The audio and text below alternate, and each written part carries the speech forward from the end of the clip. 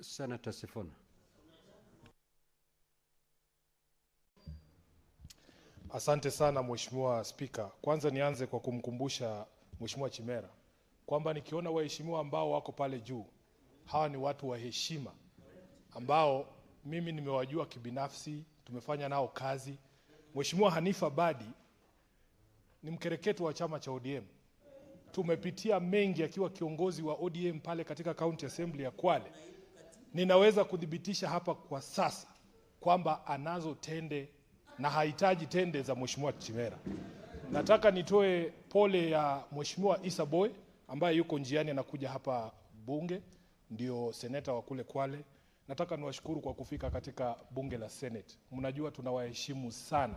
Mheshimiwa Hanifa Badi, unajua na kuheshimu sana na kwa kazi nzuri ambayo umefanya katika chama chetu, katika County Assembly ya Kwale. Tunakutambua.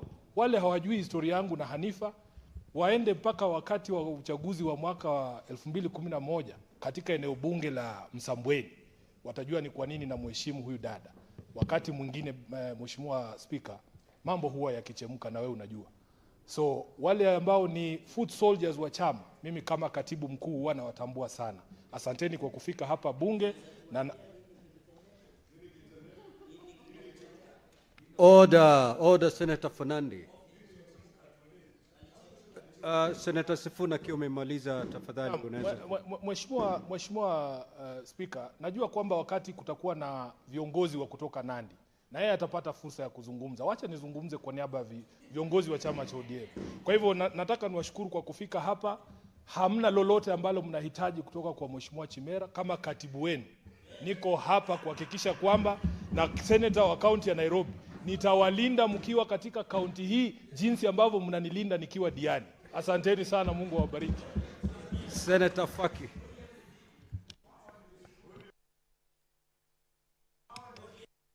Order. Senator Fernandi. Asante Mheshimiwa Spika kwa kunipa fursa hii pia kukaribisha delegation ya kutoka Kwale. Mheshimiwa Spika, delegation hii tulikuwa nayo leo katika kamati yangu ya ardhi, mali asili na mazingira, na walisoma